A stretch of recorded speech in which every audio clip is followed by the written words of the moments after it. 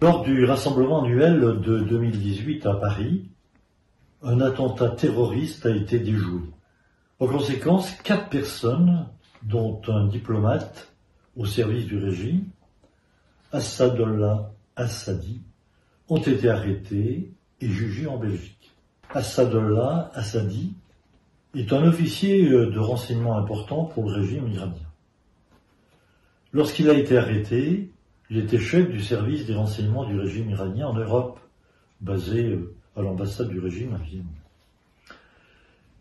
Il avait apporté la bombe d'Iran, l'avait remise à 2 de ses agents et avait donné des instructions sur la manière de l'utiliser.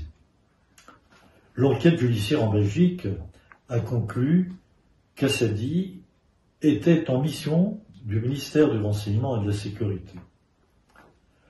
Le ministère des Affaires étrangères a assuré la logistique de l'opération.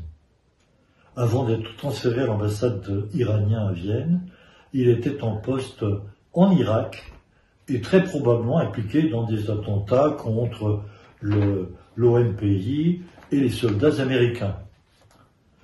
Le projet d'attentat stoppé in extremis à Villepin, qui pourrait être l'incident terroriste le plus meurtrier en Europe, était supervisé par Assadi, qui a bénéficié, disons-le, des facilités diplomatiques pour transporter les explosifs de Téhéran en Europe.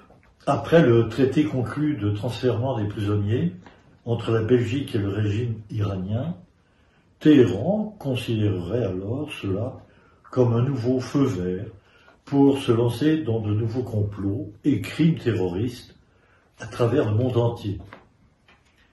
Si la communauté internationale entend mettre un terme au terrorisme mondial, elle doit adopter une politique forte face au banquier central du terrorisme international, la théocratie au pouvoir en Iran. Alors, mesdames et messieurs, Madame la Présidente, tous mes vœux à l'opposition iranienne. Je vous remercie.